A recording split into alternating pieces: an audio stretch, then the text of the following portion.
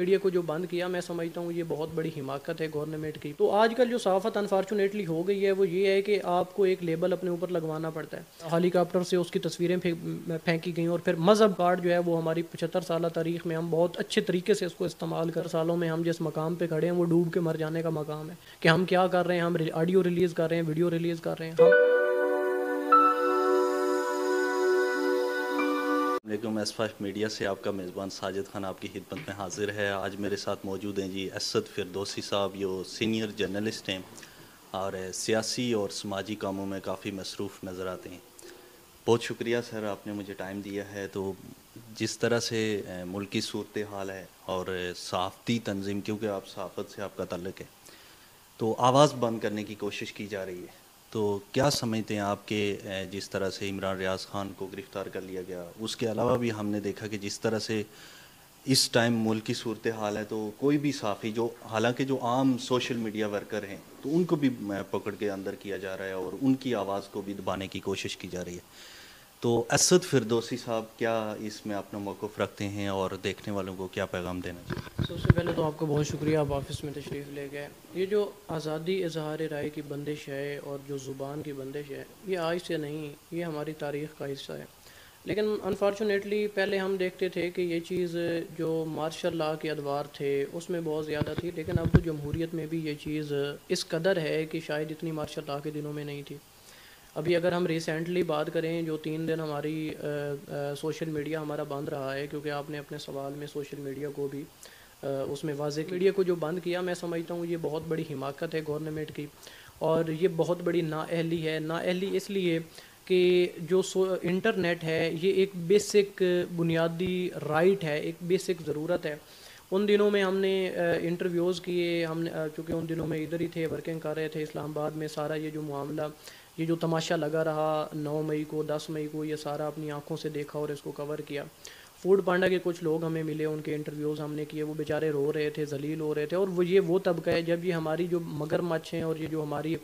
بڑے بڑے جو ہے مافیاز ہیں, ان کی جب لڑائی ہوتی ہے, ان کی انا کی جنگ ہوتی ہے, انا کی تسکین کی جنگ ہوتی ہے, اس میں جو ذلیل ہوتا ہے وہ غریب ہوتا ہے, اس میں جو ذلیل اور رسوا ہوتا ہے وہ ریڑھی والا ہوتا ہے, وہ مزدور ہوتا ہے. اس میں ہم جیسے جو طبقات ہیں, جو مڈل کلاس طبقے سے ہمارا تعلق ہے, ان جو مافیاز کی جنگ ہے, ہم اس میں ذلیل اور رسوا ہوتے ہیں. اگر آپ نے یہ آزادی, تو پھر یہ جو آپ نے ٹھکوسلا چھوڑا ہوا ہے جمہوریت کا, اس کو آپ ختم کر دیں, سیدھا سیدھا مارشل لاء لگا دیں. اگر آپ نے آزادی اظہار رائے کو چھیننا ہی ہے تو آپ سیدھا سیدھا مارشل لاء لگائیں, ان تمام چکروں میں پڑے ہی نہیں.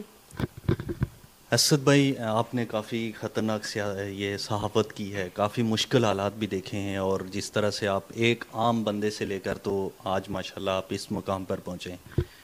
تو کیا لگتا ہے کہ صحافی کو نیوٹرل ہونا چاہیے یا صحافی کو حق اور سچ کے ساتھ ہونا چاہیے؟ دیکھیں, بیسیکلی جو صحافت ہے نا, صحافت ایک تو نیوٹرل کا لفظ معذرت کے ساتھ ہمارا اتنا بدنام ہو چکا ہے کہ اس کو بدنام کر دیا گیا ہے کہ اب جو ہے نا وہ کوئی نیوٹرل کا لفظ استعمال کرے تو ذہن میں عجیب سی چیزیں آنے لگ جاتی ہیں, اور وہ چیزیں جو بندہ لایا ہے وہ بھی آپ کو پتہ ہے. بہرحال یہ ہے کہ صحافت ہے بیسیکلی غیر جانبداری. غیر جانبداری صحافت یہ ہے کہ یہ ایک شیشے کی طرح کی چیز ہے کہ آپ جب آپ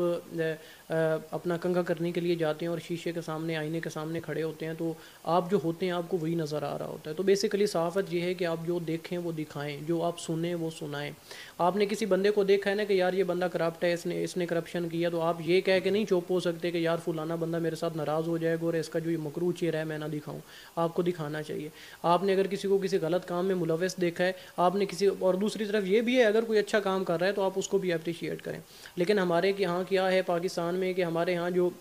اگر ہم کسی ایک پارٹی کی طرف نہیں جاتے تو پھر خاص طور پر اگر ہم پی ٹی آئی کو سپورٹ نہیں کرتے, تو جو پی ٹی آئی کی ٹیم ہے, جو پی ٹی آئی کی سوشل میڈیا کی خاص طور پر ٹیم ہے اور دیگر لوگ, وہ ہمیں عجیب عجیب القابات سے نوازتے ہیں اور وہ یہ کہتے ہیں یار یہ صحافی ہی نہیں ہے. اور اگر ہم پی ڈی ایم کی کسی جماعت کو سپورٹ نہیں کرتے تو وہ پی ڈی ایم والے کہتے ہیں کہ یار یہ جو ہے نا عمران خان کا سپورٹر ہے, یہ صحافی نہیں ہے. تو آج کل جو صحافت انفارچونیٹلی ہو گئی ہے وہ یہ ہے کہ آپ کو ایک لیبل اپنے اوپر لگوانا پڑتا ہے. اگر آپ کو ایک لیبل لگوا کے ایک پارٹی کے ساتھ کنیکٹڈ ہو جاتے ہیں تو پھر تو ٹھیک ہے, اگر آپ کنیکٹ نہیں ہوتے, آپ سب کی خامیاں اور سب کی خوبیوں کو بیان کرتے ہیں, تو پھر وہ صحافت کرنی آپ کے لیے بہت مشکل ہو جاتی ہے.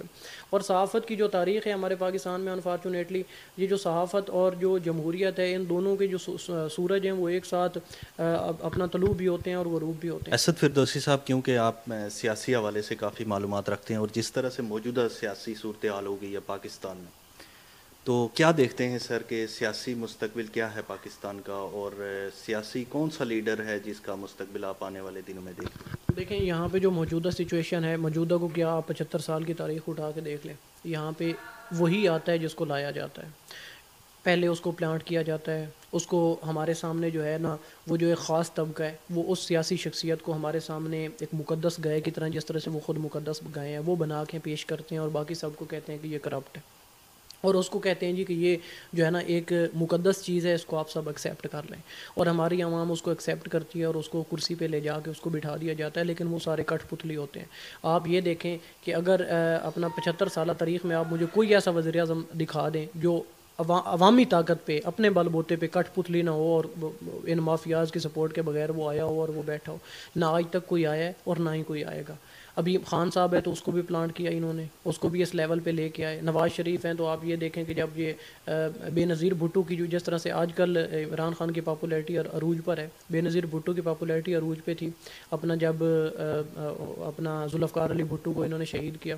اور پھانسی دی، تو پھانسی دینے کے بعد جب بے نظیر بھٹو کی پاپولیرٹی سیم اسی طرح سے تھی، بلکہ اس سے بھی زیادہ تھی جس طرح سے اب عمران خان کی ہے، تو اس طرح سے کمپنی نے جو ہے لانچ کیا، آئی جی آئی بنائی ہے کہ اسلامی جمہوریہ اتحاد، اور اسلامی جمہوریہ اتحاد میں نواز شریف صاحب اس میں تھے، اس کو لیڈ کر رہے تھے، اور اس میں جس طرح سے ابھی پی ڈی ایم ہے تو بے شمار جماعتوں کا جو ہے نا وہ اکٹھ کر کے اس میں ڈال دیا گیا اور کمپین شروع کر دی اس کے خلاف، بے نظیر کے خلاف یہ فارن ایجنٹ ہے، جس طرح سے آج کل کمپین شروع ہو گئی ہے خان کے خلاف کہ خان ایک فارن ایجنٹ ہے۔ اور بھائی خان اگر فارن ایجنٹ ہے تو کل تم اس کو لے کے کیوں آئے تھے؟ تم نے پرائم منسٹر اس کو بنایا کیوں تھا اگر وہ فارن ایجنٹ ہے؟ تو یہی وہی تاریخ دہرائی جا رہی ہے، کچھ بھی نہیں بدلا 75 سالوں میں۔ ہم نے 75 سالوں میں اگر کچھ سیکھا ہے تو صرف ضلالت سیکھی ہے۔ 75 سالوں میں وہ میں نے پچھلے دنوں ٹویٹ بھی کیا تھا، ایک بڑا فنی سی انٹرسٹنگ چیز ہے، میں نے لکھا تھا کہ 75 سالوں میں ہم جس مقام پہ کھڑے ہیں وہ ڈوب کے مر جانے کا مقام ہے، کہ ہم کیا کر رہے ہیں، ہم آڈیو ریلیز کر رہے ہیں، ویڈیو ریلیز کر رہے ہیں، ہم نے کیا ہے، ہم نے کمانا تو سیکھا نہیں ہے، ہم نے اپنی قوم کو کس قابل بنا دیا ہے، ہم نے کہاں پہ لا کے کھڑا کر دیا ہے۔ تو آپ نے بات کی کہ مستقبل آپ کس سیاسی شخصیت کا دیکھتے ہیں، دیکھیں سیاسی شخصیت جو اپنا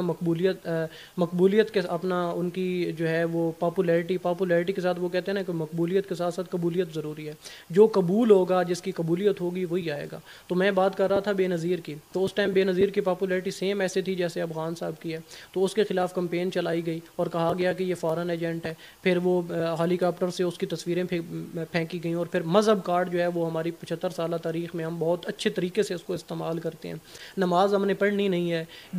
دین اسلام کے جو احکامات ہیں ان کے اوپر ہم نے عمل کرنا نہیں ہے، لیکن سیاست میں جو مذہب کا ٹچ ہے نا، مذہب کارڈ، اس کو ہم نے ٹکا کے استعمال کرنا ہے۔ جی بہت شکریہ اسد فردوسی صاحب، یہ تھے میرے ساتھ جی اسد فردوسی صاحب جو ملک کی سیاسی صورتحال اور صحافتی صورتحال پر تبادلہ خیال کر رہے تھے۔ اسی کے ساتھ اپنے میزبان ساجد خان کو اجازت دیجیے، اللہ حافظ۔